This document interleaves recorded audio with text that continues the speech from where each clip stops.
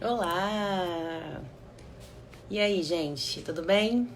Tô aqui de volta, como eu havia combinado, anunciado aqui na minha página, aqui no meu perfil do Instagram, que eu vou conversar hoje com o Adriel. Adriel, já entrou o Adriel lá da Alemanha, ele mora em Kiel, na cidade chamada Kiel. Ele vai conversar com a gente, vai explicar como é que tá a situação da Alemanha, da cidade dele, de Kiel. Ele é enfermeiro e já tá lá há um ano na Alemanha. Vamos conversar então com o Adriel, vou chamar ele aqui. Especial, diretamente da Alemanha, nesse domingo de Páscoa, inclusive, feliz Páscoa a todos.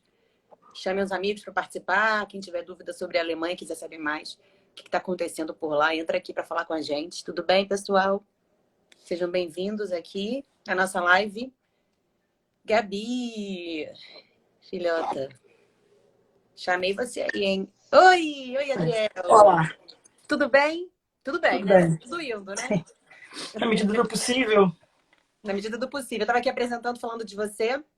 O Ariel, Adriel, desculpa. Adriel é lá da Alemanha, ele mora em Kiel, no norte da Alemanha, e aí aceitou esse convite aqui para conversar comigo, para falar como é que tá a situação da Alemanha, que pelo que eu tenho lido, assim, você vai explicar melhor pra gente, né, Adriel?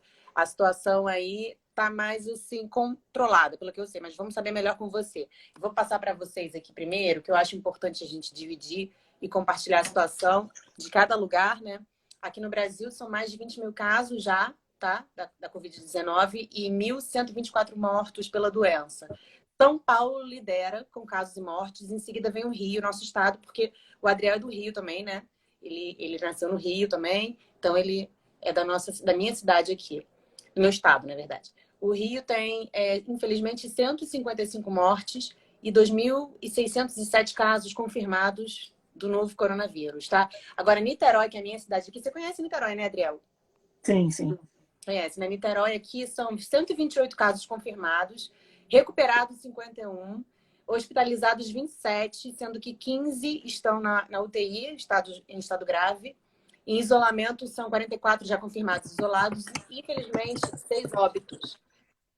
Venho aqui dizer, inclusive, que o pai de uma amiga minha, uma conhecida minha, faleceu, infelizmente não resistiu, estava internado já há um tempo, então a gente começa a ver situações próximas, né, de pessoas contaminadas, infelizmente, que ficam doentes e acabam, infelizmente, falecendo, que é muito, muito triste. Agora, lembrando que aqui em Niterói são várias medidas que estão sendo feitas, Adriano, não sei se você está acompanhando, mas aqui em Um Niterói pouco. está um pouquinho, né? Parques públicos fechados, praias fechadas, comércio fechado, enfim, várias medidas para conseguir contornar a situação também com relação à consequência da economia, impacto econômico, né? Que muitas pessoas ficam aí sem poder trabalhar porque precisam fazer o isolamento, então é bem complicado, tá? Agora, eu estava lendo aqui, Adriel, os segredos. Foi uma matéria até que saiu no Globo sobre os segredos minuciosos de como a Alemanha se preparou para enfrentar o coronavírus. Tá? Parece que rastreamento de casos, testes em massa, isolamento explicam o sucesso aí da Alemanha. Agora eu quero que você conte para a gente a sua experiência mesmo. Bom, aqui na Alemanha já são muito mais casos, né? São mais de 125 mil, com 2.871 mortes. Isso na Alemanha inteira, e são 51 mil casos recuperados. Na É. cidade onde eu moro, apesar da minha cidade ser a capital do estado aqui do norte, é uma cidade bem pequena, e são só 191 casos, 88 recuperados, 98 seguem com a doença positiva, alguns internados, outros em casa, e já são 5 mortes. Em relação a essa questão de como a Alemanha se preparou, na verdade, é complexo você dizer que a Alemanha estava e está preparada para enfrentar essa doença. Por vários motivos. Um dos motivos é que os países europeus, na sua maioria, eles desconhecem ou eles têm pouco contato com grandes doenças de gravidade epidemiológica grande. Por exemplo, no Brasil a gente tem, não só no Brasil, mas na maioria dos países tropicais, a gente tem muitos problemas com viroses conhecidas, dengue, febre amarela. Então a gente já está relativamente habituado a esse tipo de situação. Aqui na Alemanha, não. Então, quando houve a notícia de que o vírus estava saindo da China e se espalhando pelo mundo, e tiveram os primeiros casos na Itália, Eu acho que o ponto mais positivo da Alemanha em relação à grande maioria dos outros países foi encarar isso como um problema e não como uma situação boba, um vírusinho que vai ser passageiro. E isso foi o ponto principal, porque a Alemanha foi o primeiro país na Europa que teve um caso de transmissão não vindo da China. O contaminado da Alemanha, ele se contaminou com o contato de uma outra pessoa que estava na Itália e que teve contato com alguém da China. Então, foi o primeiro caso de transmissão europeia. Sabendo disso, a Alemanha fez o isolamento desse rapaz e, a partir desse primeiro caso, rastreou os casos próximos dessa pessoa e começou-se, então, um processo massivo em testar pessoas. Eu acho que quanto mais se testa, mais chance você tem de tomar as medidas de precaução com essa pessoa que testou positivo e menor a possibilidade de você disseminar o vírus sem nenhum controle, sem nenhum preparo. E conforme você testa e isola essas pessoas, você tem tempo para se preparar em relação à estrutura, em relação a material, em relação a protocolos, a como você vai lidar com esse vírus, né? Com essa Essa doença. situação, Adriel, você se lembra exatamente quando que ocorreu esse, como se fosse um marco zero aí desse contaminado, que num primeiro momento veio da Itália, aí o governo alemão naturalmente começou a se movimentar para isolar essa pessoa, né? Você se lembra mais ou menos que época? Em janeiro, se não me engano, eu não tenho exatamente a data exata, mas o que eu sei é que a Alemanha conseguiu frear bastante os casos por conta de uma quantidade absurda de testes, assim, não absurda, absurdo no sentido do exagero, porque, por exemplo, algumas semanas atrás, a Alemanha realizou 300 mil testes em uma semana. Uau. E o Brasil realiza, em média, menos de 7 mil testes por semana. Então, a gente não está falando de uma proporção nem de 10 vezes mais, está falando de muitas vezes mais, e isso faz toda a diferença. E, inclusive, isso ajuda nas medidas restritivas que você vai tomar, porque conforme você vai fazendo testes, você tem uma noção melhor do seu raio de contaminação do vírus. Sabendo quantas pessoas estão testando positivas, você tem uma noção de como esse vírus está se espalhando, você consegue isolar os contatos dessa pessoa, então você tem uma cadeia de transmissão muito menor do que quando você trabalha à cega, só esperando o paciente cronificar. Pelo que eu sei, no Brasil só se realiza testes em pacientes graves. O problema é que, para um paciente começar a apresentar sintomas, demora em torno de 4 a 6 dias. E para ele ficar crônico, realmente grave, 14 dias. Nessa janela de tempo, ele já contaminou dezenas, centenas de pessoas. Aí só cresce. E isso vai se tornando uma bola de neve. Não é à toa que o Brasil, há um mês atrás, tinha pouquíssimos casos e, dentro de um espaço muito curto de tempo, a gente triplicou o número de casos, o número de mortes, e a tendência é que isso fique ainda pior. É verdade. Agora, Adriel, como é que é feito esses testes em massa aí na Alemanha? Assim, você falou que não só casos graves são feitos testes, né, nessas pessoas, mas casos leves também, sintomas leves. Como é que é feito? A pessoa tem um número que liga ou ela vai até um local? Eu não posso falar sobre a Alemanha inteira, porque a Federação Alemã, o país Alemanha, cada estado ele é independente para criar suas próprias regras. Então, não existe existe uma orientação da nação, né, da federação, através da Angela Merkel e do Ministério da Saúde e tudo mais, mas os estados eles têm a autonomia para tomar a decisão que for. Eu sei que aqui em Kio existe um telefone que você pode ligar e explicar a sua situação. O que é aconselhado a se fazer aqui? Quando a pessoa apresenta algum sintoma, ela é orientada a ficar em casa. Não procurar um serviço de saúde, porque isso pode saturar ainda mais e gerar mais contaminação. Mas existe um número, e se essa pessoa apresentou sintoma, tem relato de viagem ou relato de contato com alguém positivo, essa pessoa vem alguém e faz o teste nessa pessoa, ou essa Vai pessoa é até a casa da orientada. pessoa? Existem casos que sim. Existem casos que sim. É lógico que isso é muito complicado.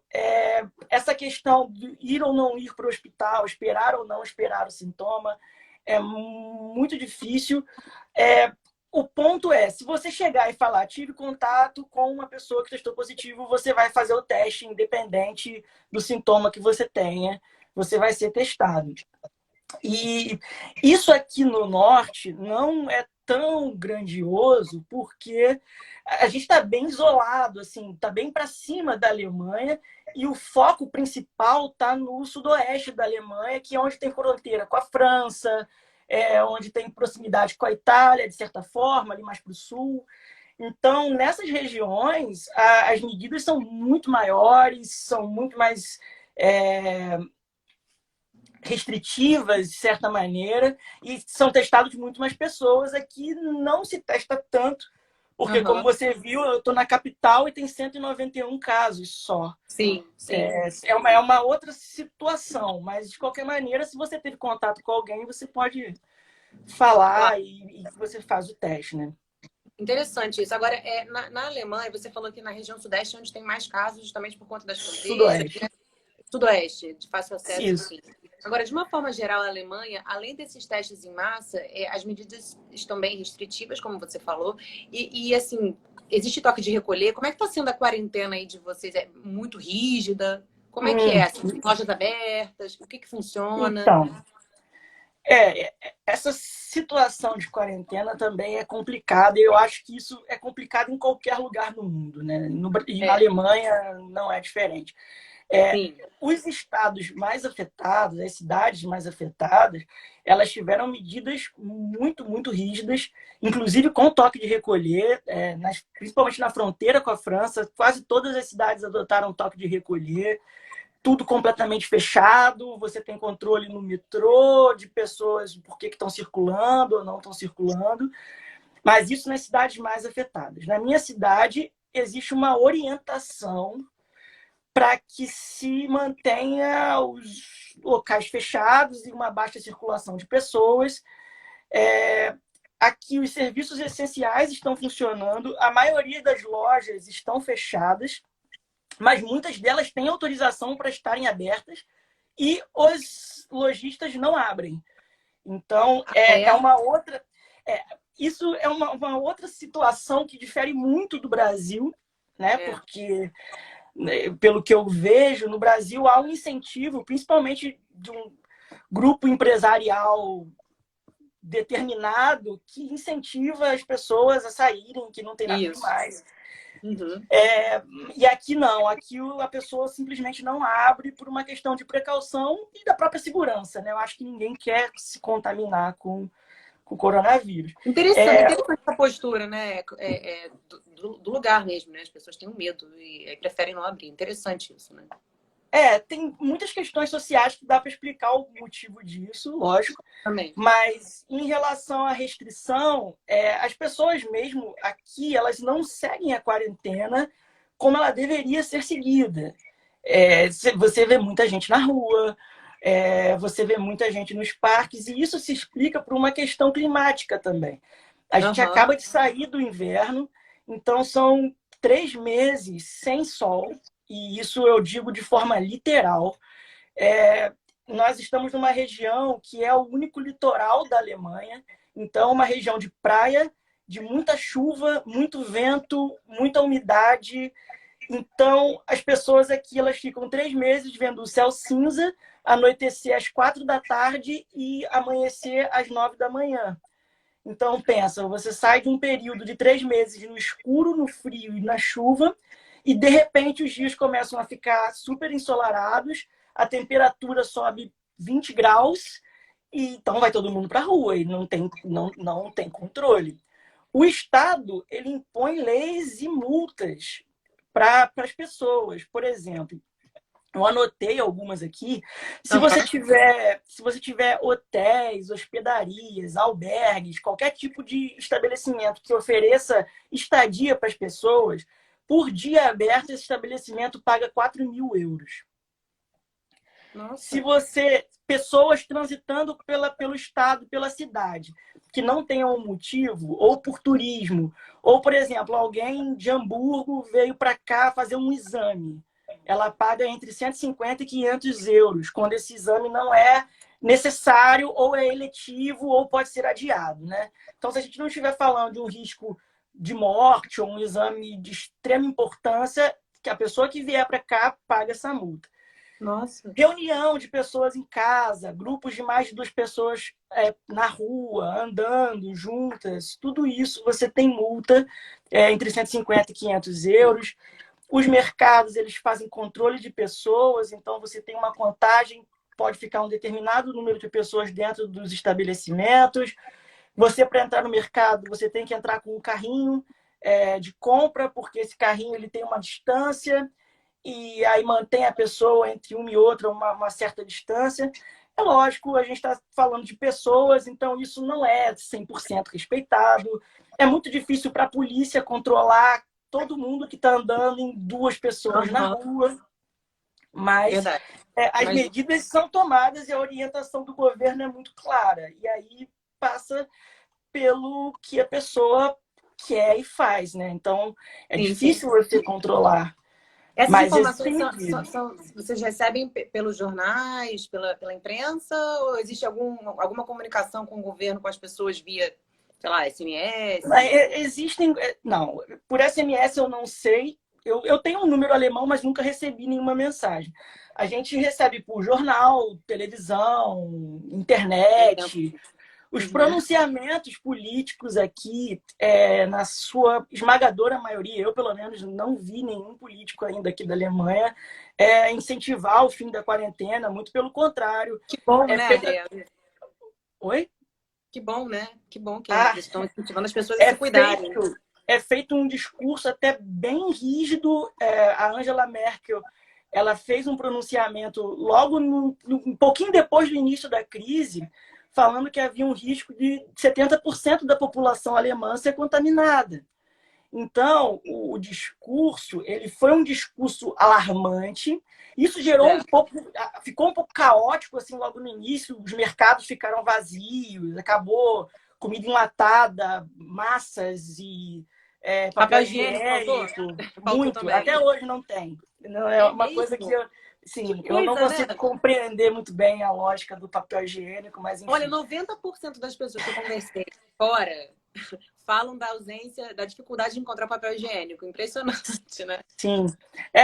Existe uma piada entre as pessoas latinas que vêm morar na Europa que o europeu em geral, e banho, água, tem um certo problema e talvez a ausência de papel higiênico explique um pouco isso, né? Desconhecem essas questões, mas enfim, Pois é. foi caótico, agora está se recuperando um pouco, os mercados já estão abastecidos novamente, mas essa situação quase que de histeria, não parafraseando nosso presidente, mas essa situação exagerada, ela serviu para que as pessoas, os políticos, a população em geral enxergasse essa questão do coronavírus como um problema.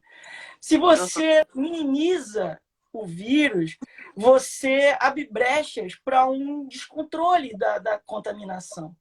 Então, eu acho que uma das grandes questões que faz da Alemanha um dos países com um grande número de casos e um baixíssimo número de mortes é exatamente o entendimento de que isso é um problema e que precisa ser trabalhado, testado e não tem jeito, precisa ser orientado a ficar na quarentena, não se pode ter um discurso de vamos abrir tudo, porque não faz nenhum sentido. E nessa questão do coronavírus, eu vejo muito no Brasil uma discussão em relação à economia versus saúde. Exatamente. É uma discussão complexa, eu não sou nenhum especialista em economia, então não posso falar o impacto que isso vai ter econômico no país. um país que já vinha com a economia em frangalhos, então a gente não pode colocar somente na conta do coronavírus a situação econômica do Brasil. Exatamente. Mas, né, imaginando que seja um jogo entre economia e saúde, não vai haver vencedor. Você não, é impossível você imaginar um cenário onde você tenha pessoas, um país economicamente estável com uma saúde boa numa situação de coronavírus. Não tem. Não tem necessário, como, né? não tem como. A economia do mundo vai ser prejudicada. Todos Sim. os países, do mais rico ao mais pobre, vai ter economia prejudicada. Pelo que eu li sobre situações de pandemia no passado, e é lógico que a gente está falando de um outro contexto de época e de economia e de conformidade de pessoas, mas, de qualquer forma, os países que se recuperaram na saúde primeiro tiveram um impacto econômico menor. Não adianta a gente ficar imaginando comércio aberto, pode ir todo mundo para a rua, porque o Brasil é um país muito complexo em relação ao tipo de trabalho, ao tipo de locomoção. Aqui, por exemplo, em Kiel, e a gente tem muitas formas de se locomover, e uma das menores é o transporte público, por exemplo, ônibus e afins. Então, Metrô, tem metrô? Metrô não, tem trem. Não, trem. Mas você não tem uma aglomeração tão grande. Até tem, mas Está não como no funcionando, então? Brasil. Funciona, mas só para o serviço. Funciona com horário restrito. E ônibus, os ônibus que fazem trajeto interestadual, eles não estão mais funcionando para evitar que tenha essa transição de pessoas. Interessante. Aqui em Niterói também, eles fecharam essas opções de saída, de entrada na cidade. Táxis intermunicipais não entram mais aqui, Adriel, em Niterói, tá? Os ônibus também, a frota foi reduzida a 30%. Também, Uber também, até o dia 18, entre os dias 11 e 18 de abril, na verdade, os carros por aplicativo não terão acesso à cidade.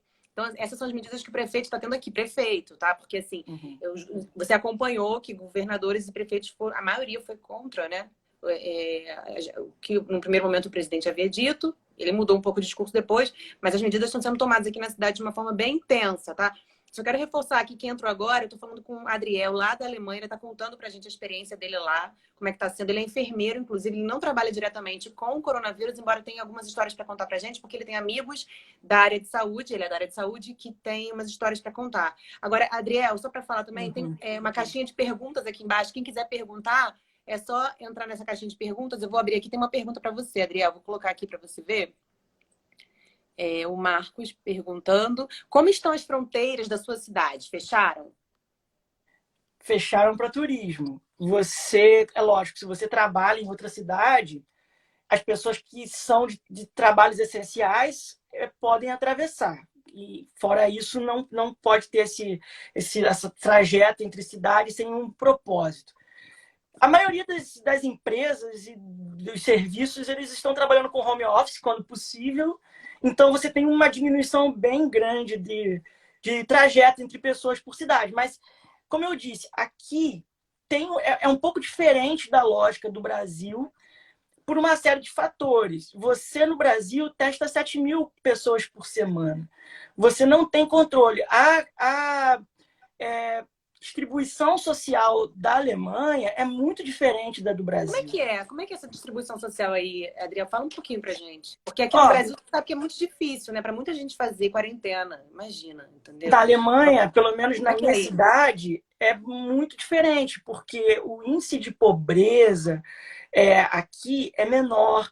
A condição de vida das pessoas é muito melhor do que no Brasil, em média.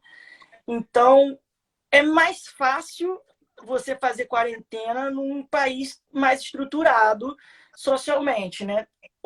A grande questão não é somente a quarentena, porque se fala em isolamento no Brasil, se fala em isolamento vertical, isolar só as pessoas de grupo de risco e tudo mais. O problema é que no Brasil você tem pessoas morando com 4, 5 outras pessoas. Você tem vários idosos que dividem casa ou terreno com outras pessoas jovens. Sim. você tem as aglomerações sociais, como as comunidades, favelas, que você não tem controle nenhum sobre quem vai sair, quem não vai.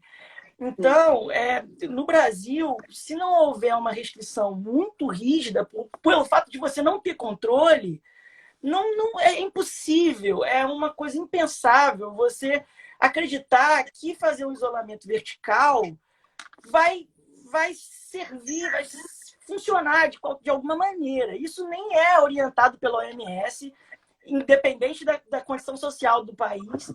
Mas o Brasil ele tem uma estrutura gigantesca, porque tem dimensão continental. Você tem uma desigualdade dentro de um espaço micro muito grande. Então, se você for para Copacabana, no Rio de Janeiro, você tem um ambiente com pessoas de uma condição social boa, e dentro deste mesmo espaço você tem inserido favelas com pessoas com uma condição social totalmente diferente, uma realidade totalmente diferente dentro de um espaço muito pequeno. Existe circulação entre elas. Então, o coronavírus ele acaba expondo algumas deficiências muito grandes do nosso país em relação à estrutura social, em relação à estrutura de saúde, a uma série de coisas. E o que aqui é muito diferente. O nível educacional das pessoas aqui é maior. Então, elas compreendem melhor medidas de higiene, medidas de proteção individual, por exemplo. No Brasil, a gente tem muita dificuldade disso. Uma outra questão que ajuda nessa questão populacional social na Alemanha é que há uma orientação homogênea por parte do governo do que deve ser feito. No Brasil, chega a ser uma situação bizarra, porque... E aí é preciso se entender também. O Brasil vive numa constante briga eleitoral. Então, todos os políticos estão sempre em campanha. O ano inteiro é uma campanha. E esse ano é de campanha também. Sim, mas não presidencial, nem para governo. Não. E existe uma briga eleitoral nisso. E isso deixa a população confusa. Porque, por exemplo, você tem governos agindo para um determinado grupo, falando de proteção social, isolamento e tudo mais. E você tem o governo federal, através do Ministério da Saúde, falando uma coisa, e do presidente da República falando outra completamente diferente. E não se encontram as informações. Não há um encontro atípico e de urgência. Isso que é mais louco. Né? E você gera, novamente, um conflito. Porque aqueles que defendem as ideias, que, na minha opinião, são ideias quase que lunáticas do presidente, eles exageram e querem ir para a rua e fazem aquele incentivo do vamos para a rua. As pessoas que defendem o isolamento começam um conflito entre vamos para a rua, não vamos para a rua. Você gera uma discussão inútil e não se discutem casos importantes. Tipo, por que o Brasil demorou tanto tempo para importar testes, já que a gente, no Brasil, não produz o reagente? Por que demorou tanto tempo para ter testes e testar a população? Por que no Brasil se testa só pacientes graves? Por que não foram construídos mais hospitais de campanha? Entende? E os materiais profissionais de saúde? Eu tenho muitos colegas no Brasil trabalhando na área da saúde e que relatam que existem dificuldades imensas com material de proteção individual.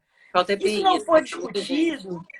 Total, isso não foi discutido porque era uma briga política. O presidente tem medo dos governadores para a eleição de 2022, para a presidência.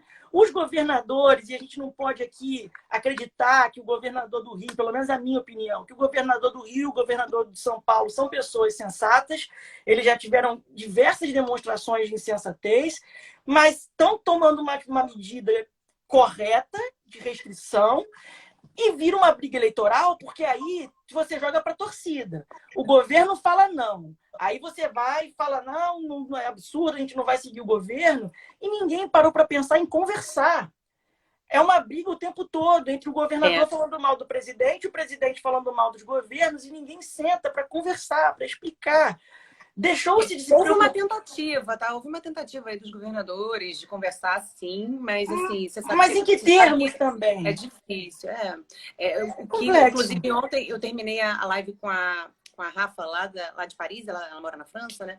E ela falou justamente isso que você está falando, basicamente, porque essa união é muito importante nesse momento, independente de questões políticas, enfim, é importante focar no problema, né? Qual o problema Sim, que a gente tem? Vamos resolver como? E não adianta ficar esse debate, porque fulano fez, fulano... É importante fazer, né? De fato, trabalhar em cima da questão. Aqui tem umas perguntas que chegou também para você, Adriel. sim. Como está o sistema? Eu ia justamente perguntar isso, a pergunta da Ana. Como está o sistema de saúde daí em relação ao coronavírus, né? Como é que é o sistema de saúde da Alemanha? Olha, a gente tem um imposto que a gente paga e a pessoa que paga esse imposto ele tem direito ao sistema de saúde. É claro, existem várias classificações. O sistema de saúde da Alemanha é um tanto quanto complexo. Você tem pacientes que nós chamamos aqui de paciente privado, que pagam uma quantia a mais e tem algumas regalias, mas via de regra, a pessoa que paga esse imposto ela tem o direito ao sistema de saúde. Existem medidas de proteção social para aqueles que não podem pagar o imposto, também ter acesso.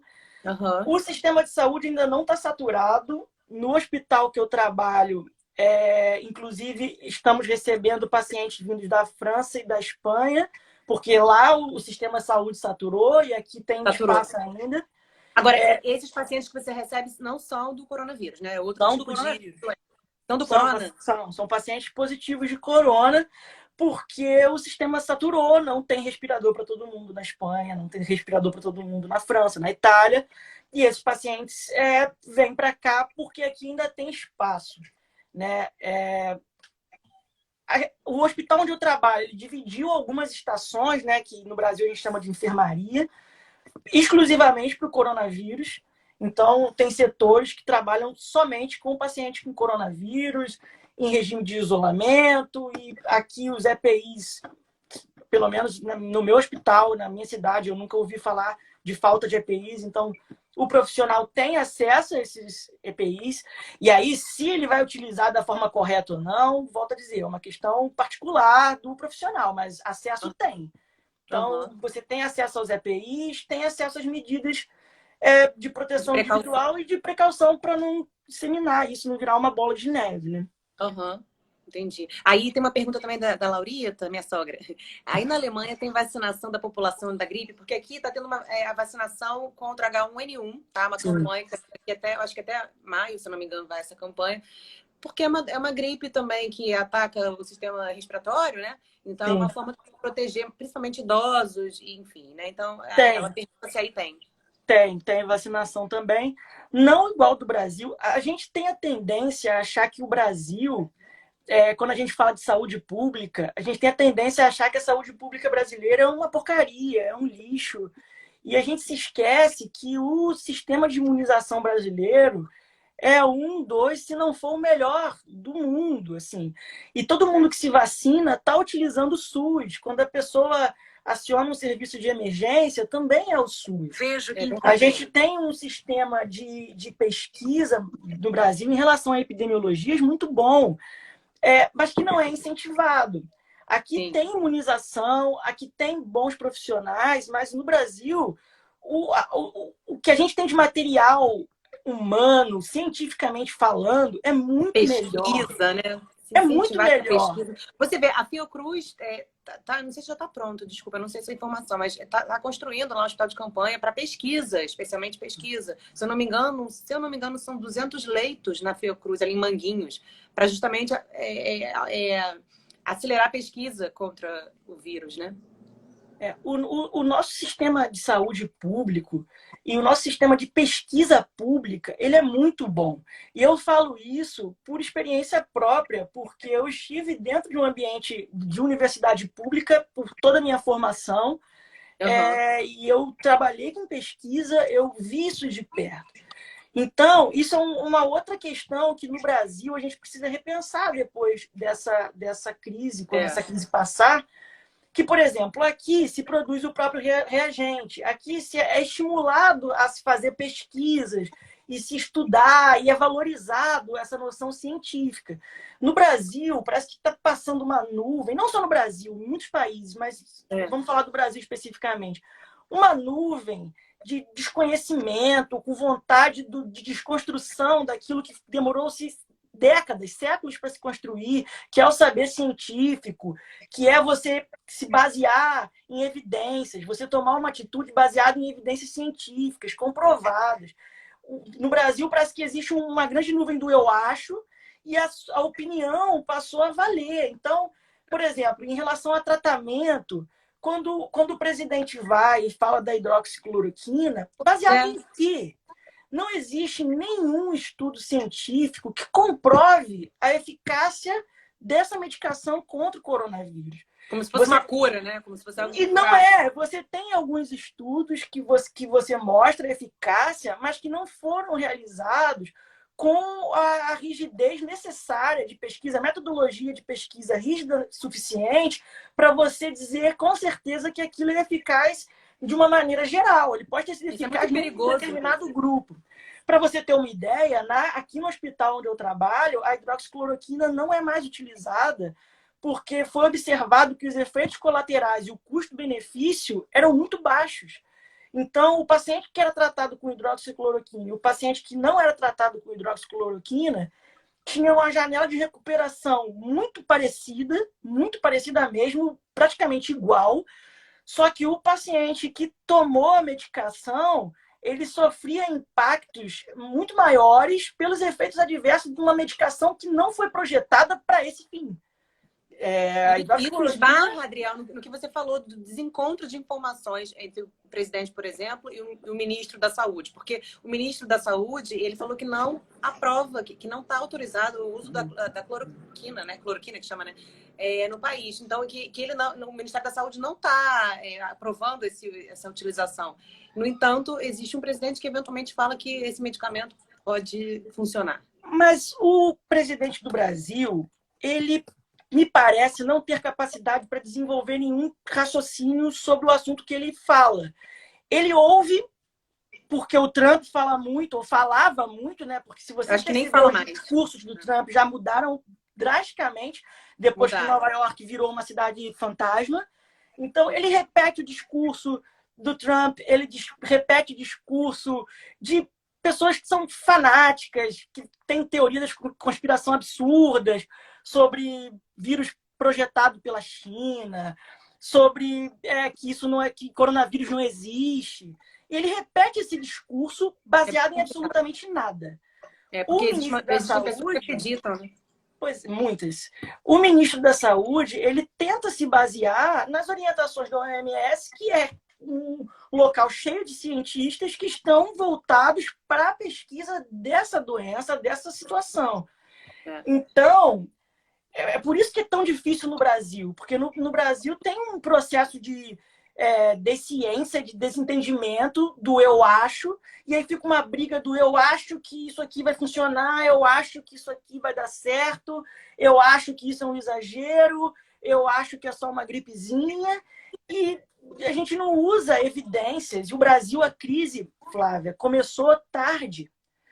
Se você parar para pensar, o nosso pico, ele demorou. O Brasil já estava vendo. Era você entrar num jogo já sabendo como se joga. E demorou-se muito para se tomar qualquer atitude.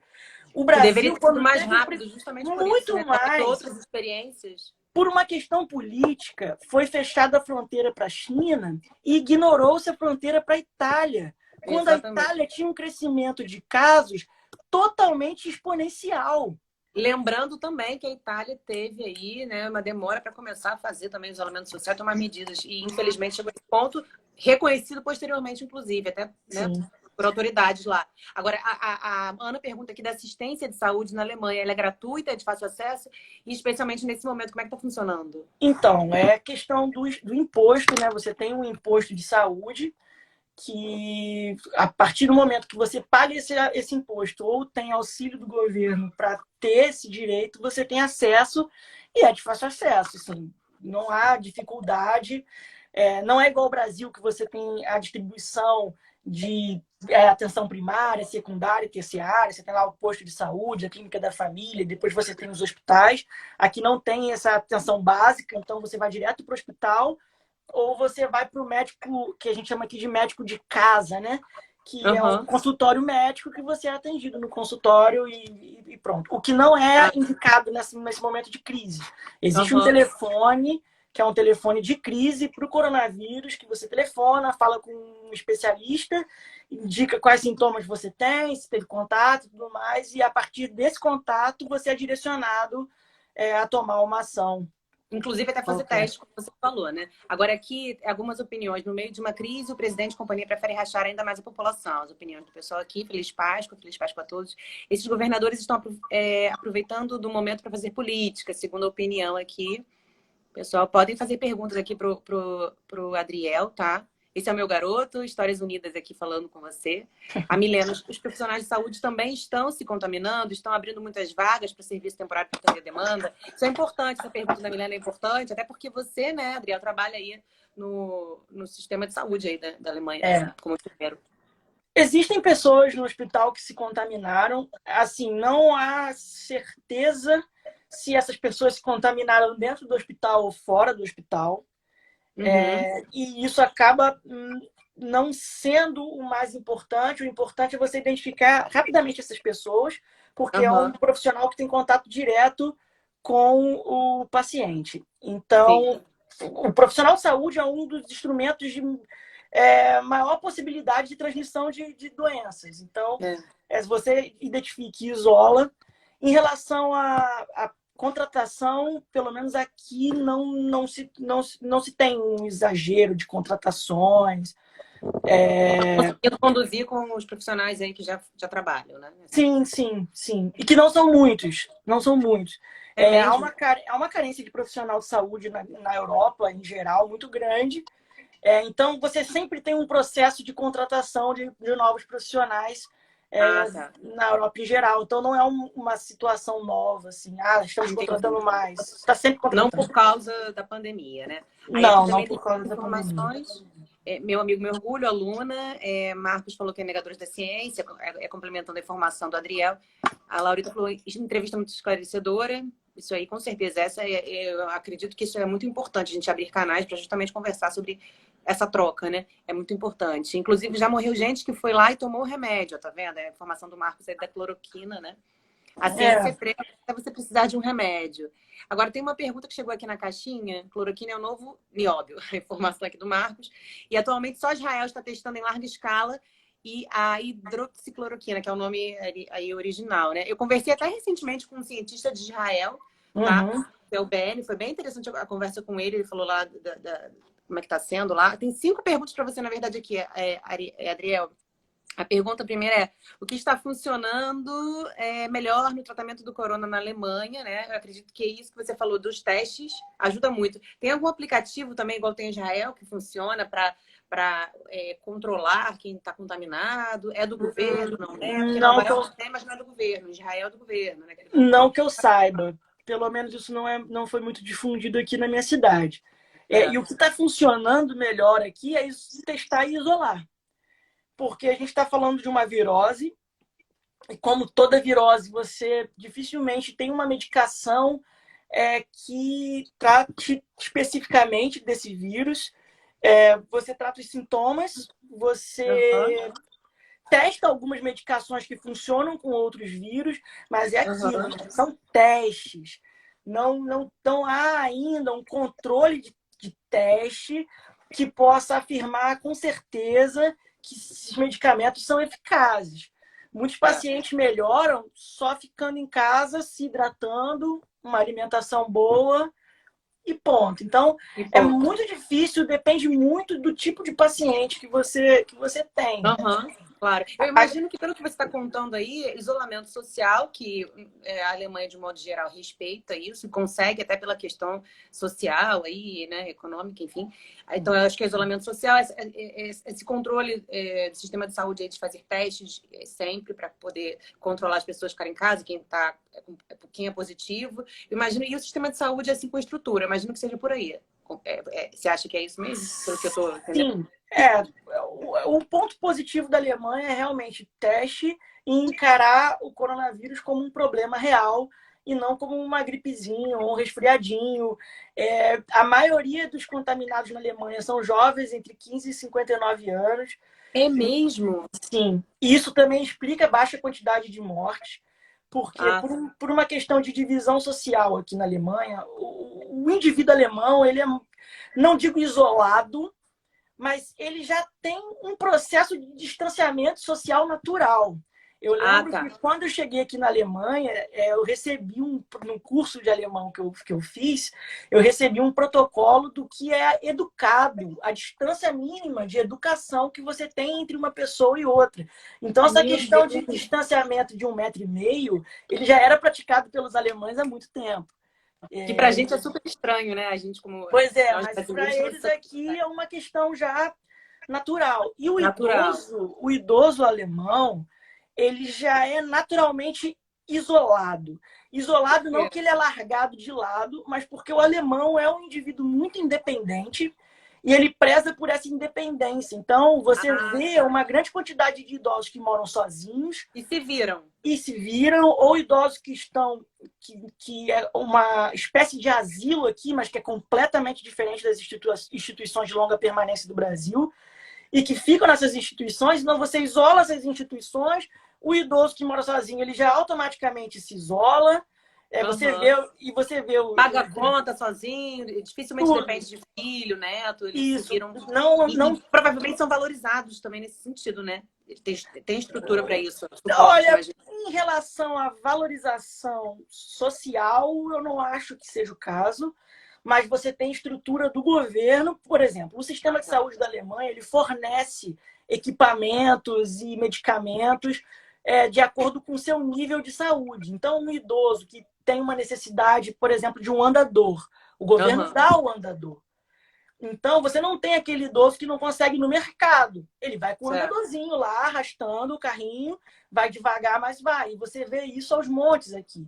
Então, isso também explica um pouco essa questão da contaminação na Alemanha, porque o alemão já tem uma noção de distanciamento social melhor.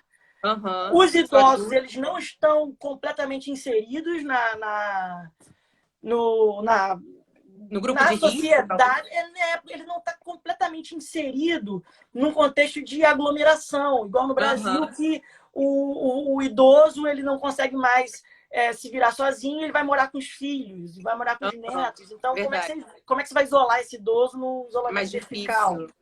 Muito Sim, mais sim. difícil. Ou então algumas casas aí que ficam, como é que é o nome? Asilos, né? Que ficam os idosos, às vezes não tem uma estrutura tão como Não, deveria. a Também grande tem isso, né? maioria, a É, a grande grande maioria maioria, dos asilos do infelizmente. Brasil não tem estrutura nenhuma. É verdade. Aqui o Histórias Unidas falou, Sócrates já falava sobre isso há 2.500 anos atrás. A Beatriz falou exatamente isso, Adriel. Bruna falando, Bruninha, né? Arrasando na fala. Reflexão sobre nossas políticas públicas e defender o nosso SUS. A Bruninha falando. Adriel, explica o fato do Brasil ser o único país de mais de 100 milhões de habitantes a fornecer saúde pública à população. Ah, um marco totalmente desvalorizado, porque não há interesse, né? E tem uma questão muito interessante que pode acontecer no Brasil e que já acontece, mas eu não tenho aqui os números para afirmar com total certeza, é que o coronavírus ele tem uma característica, teve uma característica importante no Brasil. Ele foi um vírus trazido pela classe média alta Sim, brasileira. sim. Então, esse vírus ele foi um vírus importado por turistas, por viajantes. É lógico que depois você pode ter os casos que vieram através de navios, de pessoas trabalhando, Uhum. mas aí já era conhecido. Mas Os no primeiro primeiros momento foi casos, exatamente assim. turistas de classe média. Então, você teve pela primeira vez uma saturação de cima para baixo. Você É, teve hospitais particulares sem saber o que fazer, com uma sim. grande demanda de atendimento, uma grande demanda de testes, e você foi saturando os particulares e até chegar no público. Então, você pensa. Eu acho que seria mais uma oportunidade isso, Adriel, você não acha? Que seria mais uma oportunidade, já que veio de cima para baixo, de já quando chegou, já começar isso a controlar bem antes, né? Que foi o que aconteceu aqui em Niterói no primeiro momento. Porque aqui o bairro da Zona Sul foi o que teve mais casos, ainda tem mais casos da Covid-19 por conta disso, porque pessoas que viajaram nas férias, Nova York, Itália, e chegaram aqui e trouxeram o vírus. Então seria mais uma oportunidade do Brasil ter mais tempo, né? Sim, mas no Brasil há uma questão política de muito difícil solução. é complicado porque os políticos eles não enxergam o sistema público de saúde como uma alternativa possível, não porque eles desacreditem no sistema de saúde, eu acredito que eles nem conhecem o sistema de saúde brasileiro e a estrutura histórica que ele tem, a importância que ele tem de uma maneira geral, não só para atendimento, como para prevenção, pesquisa, mas também porque os donos de seguradoras de saúde, de planos de saúde, de hospitais particulares, eles fazem parte da política brasileira. Então, nunca foi interessante você fortalecer o sistema público. Nunca foi, porque os grandes donos de redes hospitalares, os grandes donos de seguradoras de saúde, eles fazem parte da política. Então, quando você tem uma situação dessa, ninguém sabe o que fazer. E quem sabe fazer, que está no setor público, que está nas universidades públicas, não tem material para... Não tem estrutura, né? Assim, você sabe o que fazer, mas não tem como fazer. Então, chega um momento que você sabe. Tem a teoria, mas na prática fica difícil, né? Sim, porque não tem os pesquisadores, os cientistas de saúde, eles já sabiam tudo sobre o isolamento, eles sabiam o que deveria ser feito, já que você desconhece um vírus, uma doença, eles já sabiam o que deveria ser feito para você prevenir que isso se espalhe, mas não há estrutura nenhuma. O Brasil demorou muito tempo para perceber que não tinha respirador suficiente nos setores públicos, que não tinha estrutura suficiente para você testar pessoas. Como você faz uma campanha de vacinação de idosos e você aglomera todo o grupo de risco num espaço só? Porque aí virou campanha política também. Vamos fazer uma campanha de vacinação que é importante contra o coronavírus. Tudo bem, mas qual foi a estratégia que se pensou a nível nacional para essa campanha? E aí virou uma bagunça. Eu lembro que no Distrito Federal os idosos iam por ordem alfabética. E aí as pessoas do Rio de Janeiro pensaram que ia ser por ordem alfabética também. E aí a Secretaria de Saúde teve que dizer que não. Não há ordenação, não há projeto. Aqui em Niterói teve vacinação por drive-thru, está tendo ainda, né? A pessoa vai no seu próprio carro, para no posto, toma a vacina ali e vai embora. Não precisa ficar na aglomeração. E também teve oportunidade para as pessoas acamadas, idosos acamados, ou pessoas com dificuldade de locomoção, receberem a vacina por um número de telefone ou e-mail que manda aqui em Niterói, tá? Uhum. E aí recebe a pessoa do médico de família na sua casa para tomar a vacina. Só que isso foi no município, né? É o que você falou, né? Cada local fez um não há, Flávia, medidas iguais, né, para a população, fica essa bagunça. Quando se há uma situação de pandemia, de crise epidemiológica, que implica um grande risco de muitas mortes, você não pode esperar que as medidas sejam tomadas de baixo para cima.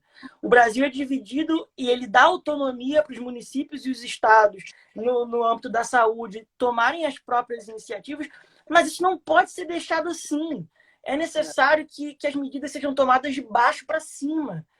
E o Ministério da Saúde, nesse conflito besta entre o ministro e o presidente, por mais que dê as orientações agora corretas e tomem as medidas adequadas, não há um projeto estruturado de saúde no Brasil para lidar com qualquer que seja a situação. Qualquer situação de saúde do Brasil, ele não há um projeto, não há uma estrutura, porque há um certo descaso. Da mesma forma como no início do ano passado, houve um descaso com as instituições públicas de ensino e as universidades. Tiveram discursos vários de que a universidade era a fábrica de maconheiro, de que o importante era ser técnico. E hoje você vê que as pessoas que estão trabalhando para solucionar o problema estão inseridos nesse ambiente científico. Elas vêm das universidades, né? Então, não há possibilidade de se imaginar uma solução agora, imediata, sendo que o problema é muito mais antigo e ele é um problema estrutural. Hoje as pessoas reclamam do isolamento. E isolamento, de fato, é uma situação complicada, é uma situação desagradável para todas as pessoas. Ninguém gosta de ser privado do direito de ir e vir e tudo mais, mas é a única medida viável. É a única medida possível, porque nunca se estruturou absolutamente nada.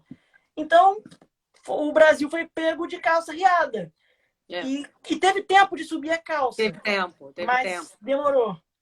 Aqui a Wanda, que mora na Alemanha também, é isso, mora no mesmo país que você, falou que é normal, assim, amigos começam desde o jardim de infância e no trabalho se faz amizades e existe pré-diferença. O amigo do trabalho é teu amigo para frequentar a tua... não é amigo para frequentar a tua casa. Eu entendo que ela esteja falando que essa questão desse do distanciamento, né? distanciamento é natural na Alemanha, né, Wanda? É isso mesmo. Que o Adriel relatou aqui. Chegou em São Paulo justamente na Faria Lima, que tá falando aqui o Marcos, né? Como é que chegou o vírus em São Paulo, na zona lá de Elite, né? Falou tudo. Eu estava em Fortaleza, dia 14, em Fortaleza, meu marido alemão, as pessoas ficavam com medo dele vir da Europa, sentir isso na pele. Tá falando aqui. Agora tem uma perguntinha que chegou. Opa, desculpa. Tem uma perguntinha que chegou aqui para você, Adriel. Aqui na caixinha. Vou abrir.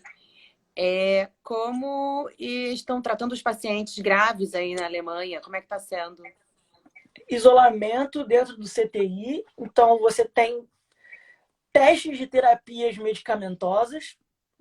Depende muito do paciente. Quem é esse paciente grave?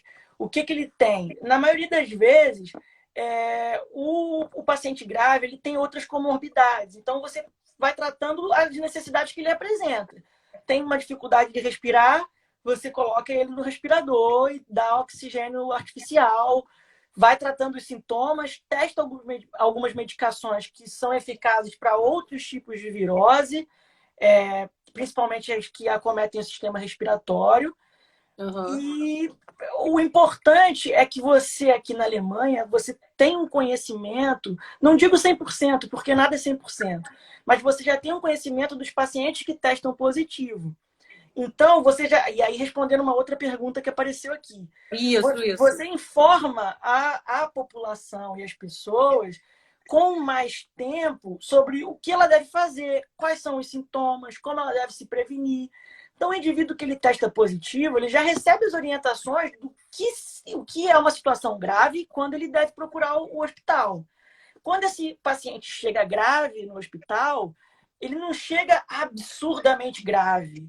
Ele chega grave, mas com tempo para se testar possibilidades. É claro que nem sempre é assim, é claro que vai chegar o paciente em um estado crítico. Não à toa, na Alemanha já tem mais de 2.000 mortes, aqui na cidade tem 5. Mas se você comparar com o número de contaminados e o número de mortes, é um número extremamente baixo em relação a outros países e que tem uma quantidade grande de casos também. Você eu não me lembro, desculpa se você havia dito, mas fronteiras fechadas aí, né? Parcialmente, né? Você tem circulação entre cidades, mas só se você tiver um propósito para isso, um trabalhador aquele controle que você falou, né? Turismo, passeio, vir para fazer compras, exames ou consultas que não são necessárias, isso tem multa, você não pode fazer. Você paga uma multa para isso. Beleza. Aqui tem uma pergunta, acho que tem a ver com isso. Em cidades grandes, como Berlim, as medidas e vigilância estão mais duras que... Kiel que fala o nome da sua cidade? Como é que pronuncia? Kiel. Como Kiel. Assim, Berlim imagino que esteja mais intenso, né? Como é que é isso?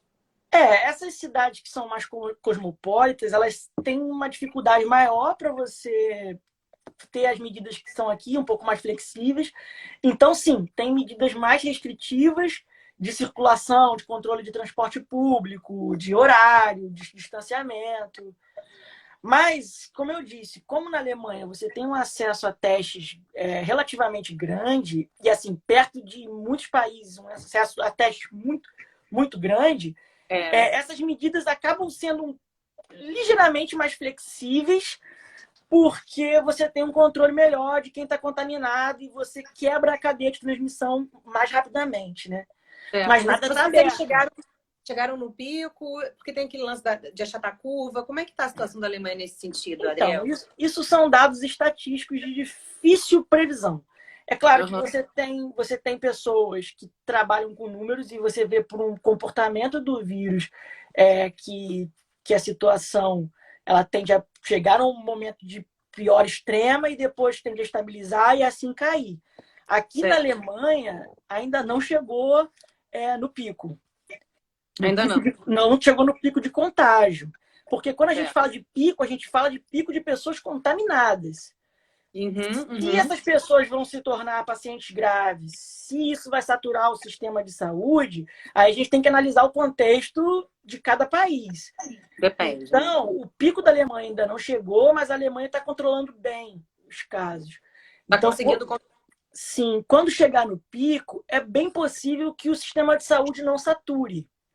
e que Uhum, você tem uhum. um manejo razoável aí dos pacientes. Mas, como eu disse, não há jogo ganho nessa história de coronavírus, não se pode pensar em vitória. Aqui a gente tem que pensar em minimizar dano e não resolver o problema sem perda, porque perda já tem e vai ter É. mais. A Então, você questão do acredita, pico é Adriel, isso. que ainda, mesmo a Alemanha estando assim, conseguindo controlar com medidas corretas, estrutura, você acredita que ainda assim é um vírus muito difícil de se imaginar que esteja ganho, embora Não, exista um claro. controle aí? Sim, e você tem várias situações. Por exemplo, a China, ela agiu bem rápido quando teve o caso, ela tomou as medidas, é lógico,